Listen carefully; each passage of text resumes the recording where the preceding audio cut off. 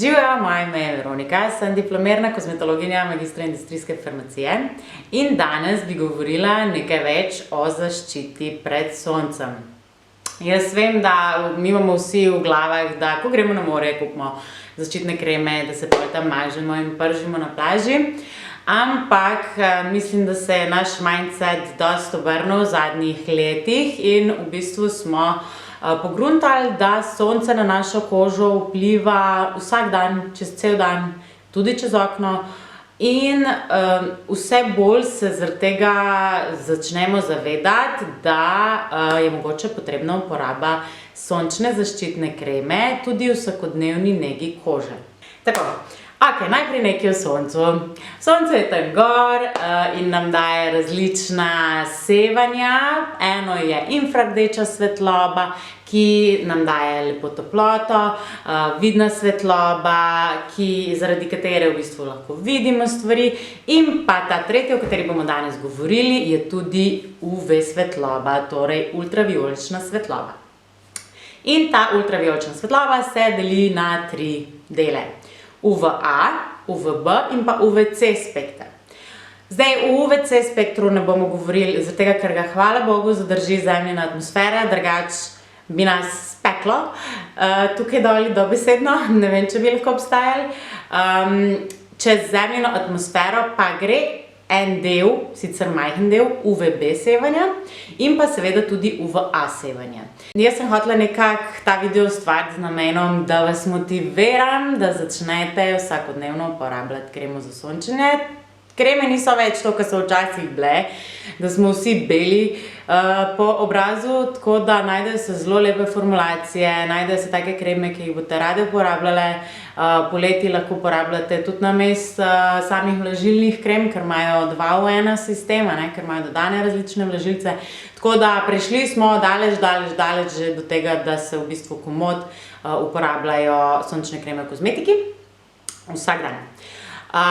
Zdaj, zakaj? Jaz bi vas motivirala. Prvo, zato, ker je preventiva boljša kot kurativa. Tukaj se osredotočamo na retinoide, na vitamin C, na vse te možne peptide in podobno, kako bi lahko anti-age, kako bi lahko popravili našo kožo, ker pač mi šele začnemo, mi smo aktivni šele takrat, ko je treba zdraviti stvari, ne zdraviti. Pustimo, to je kozmetika. Ko je treba popravljati stvari, ko vidimo, da nekaj na našem obrazu ne štima, v bistvu bi bilo pa najboljše, če bi preventivno delovali.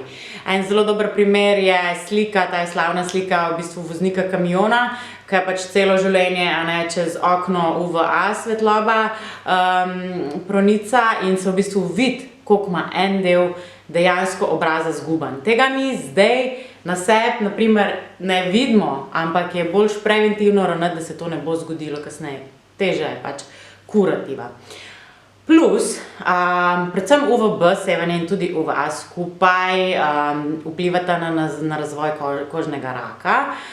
Kožni rak je zelo pogosta oblika raka in pa v bistvu so dokazali, da tisti, ki se akutno, občasno, močno izpostavljajo soncu, torej ravno to, ko delamo, ko se na plažah sončimo na polno, imajo z nekak 20 do 40-letnim zamikom večjo možnost za nastanek kožnega raka. In pa, če uporabljamo vse te aktive, kot sem prej naštela, tudi retinoide, alfa-hidroksikisline in podobno, v bistvu senzibilizirajo našo kožo in zato nujno rabimo itak zaščito proti soncu, da ne pride do kakšnih reakcij, preobčutljivosti kože. Tako da tudi to je eden od dobrobiti uporabe SPF-ja, torej zaščitne kreme za sončenje vsak dan. Zdaj pa, da na hitro pojasnim. Na kremi vedno vidite SPF, naprimer 50. Kaj to pomeni? SPF v bistvu pomeni UVB sevanje, torej zaščito pred UVB sevanjem. In to je številka, ki pomeni, v kolikem času bo prišlo do tega, da vas opeče, če uporabite to kremo. In to je naprimer, če vas opeče po 10 minutah na soncu in uporabite SPF 30, je to 10 x 30 je 300 in ste lahko s to kremo 300 minut na soncu. To je vse v teoriji, ker nikoli ne nanesemo toliko kreme na kožo, kakor v v bistvu oni delajo teste in vitro in vivo. Tam se da najmanj 2 mg na kvadratni centimeter. Tam se da točno 2 mg na kvadratni centimeter in to je ogromno. Mi nikoli toliko ne apliciramo, plus mi se potimo, mi se brišemo in podobne stvari, ki vplivajo na dejanski sloj zaščite na koži, tako da ne imeti v mislih, da zdaj ste pa wow, zaščiteni do konca. To je SPF.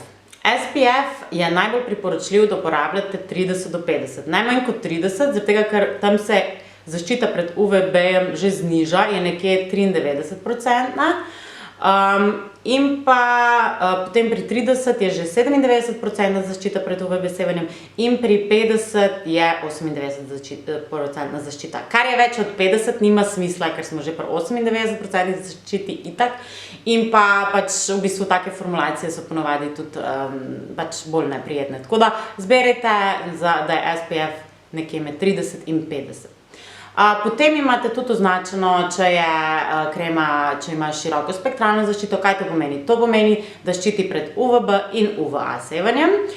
UVA sevanje je pa dodatno, v zadnjem času večinoma označeno s PA faktorjem in imate zraven pluse. Zdaj, če je 1 plus, je to majhna zaščita, UVA zaščita, 2 plusa, rečemo, srednja in potem 3 plusi visoka in 4 plusi zelo visoka zaščita tudi pred UVA sevanjem.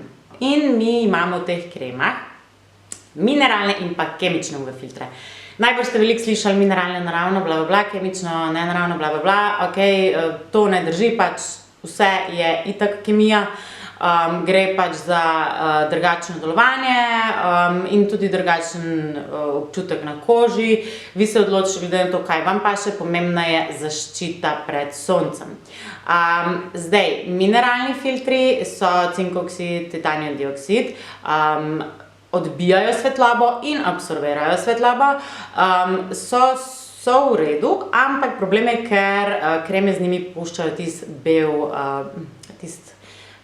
pač belo kožo puščajo. In pa seveda malo bolj izsušijo zaradi cinkovega oksida, titanijevega dioksida, tako da mogoče tisti, ki imajo res suho kožo, njim mineralni filtri ne bojo ravno pasali na kožo. Medtem ko anorganski filtri so pa nastali zaradi vseh teh minusov mineralnih filtrov, so primerni za vse tipe kože in s temi organskimi mi dejansko lahko dosežemo zelo visoko zaščito. Koliko kreme nanašamo?